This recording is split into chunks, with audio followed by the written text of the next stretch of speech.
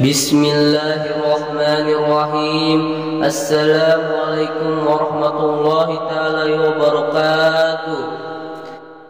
Assalamualaikum warahmatullahi wabarakatuh. Solawat serta salam kita tujukan kepada baginda Nabi kita Rasulullah Shallallahu Alaihi Wasallam, juga kepada keluarganya dan ahlul bait, juga sahabat-sahabatnya.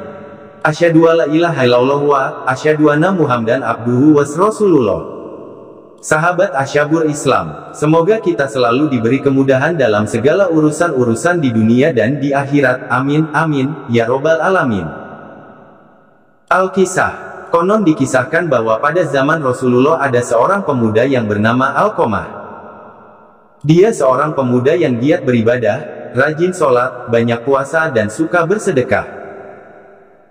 Suatu ketika dia sakit keras, maka istrinya mengirim utusan kepada Rasulullah untuk memberitahukan kepada beliau akan keadaan Alqamah.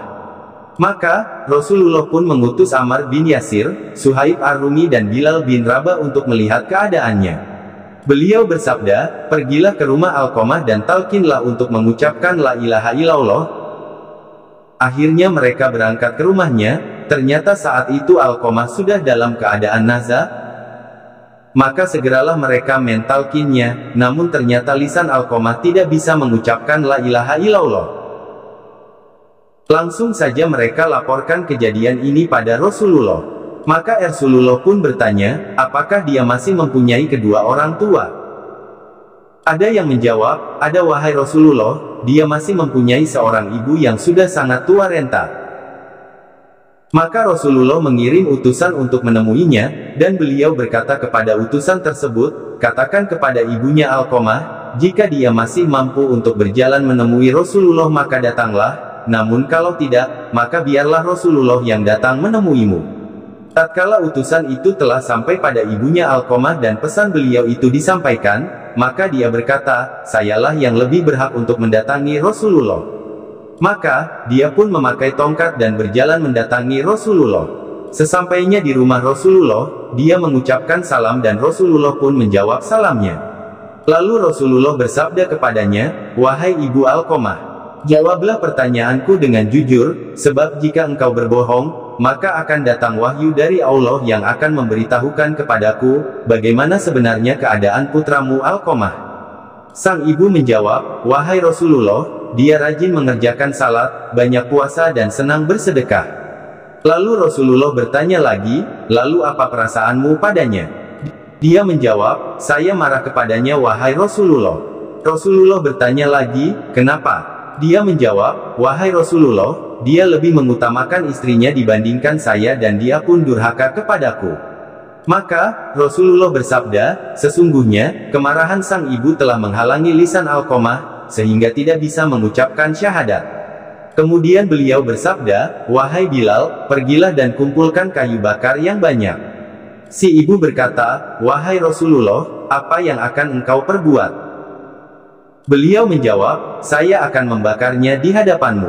Dia menjawab, wahai Rasulullah, saya tidak tahan kalau engkau membakar anakku di hadapanku.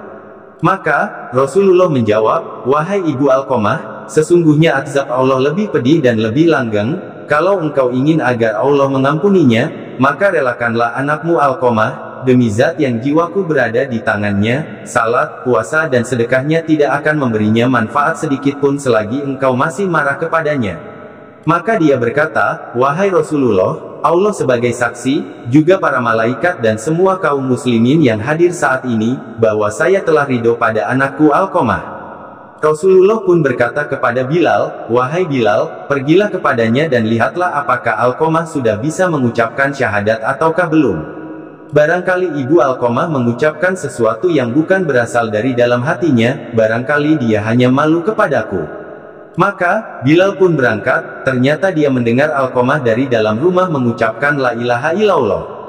Maka, Bilal pun masuk dan berkata, wahai sekalian manusia, sesungguhnya kemarahan ibu Alqamah telah menghalangi lisannya sehingga tidak bisa mengucapkan syahadat, dan ridanya telah menjadikannya mampu mengucapkan syahadat. Kemudian, Alqamah pun meninggal dunia saat itu juga. Maka, Rasulullah melihatnya dan memerintahkan untuk dimandikan lalu dikafani, kemudian beliau mensolatkannya dan menguburkannya. Lalu, di dekat kuburan itu beliau bersabda, "Wahai sekalian, barang siapa yang melebih-lebihkan istrinya daripada ibunya, dia akan mendapatkan laknat dari Allah, para malaikat dan sekalian manusia. Allah tidak akan menerima amalannya sedikit pun kecuali kalau dia mau bertobat dan berbuat baik pada ibunya serta meminta ridhonya. Karena ridho Allah tergantung pada ridhonya dan kemarahan Allah tergantung pada kemarahannya." Itulah kisah Alqamah, yang rajin beribadah namun lebih mementingkan istrinya daripada kepentingan ibunya. Semoga kita dapat mengambil pelajaran dari kisah Alqamah ini. Sahabat Asyabur Islam, terima kasih sudah menonton video Asyabur Islam, semoga dapat memberi manfaat untuk kita. Allahu a'lam bishawab. Wassalamualaikum warahmatullahi wabarakatuh.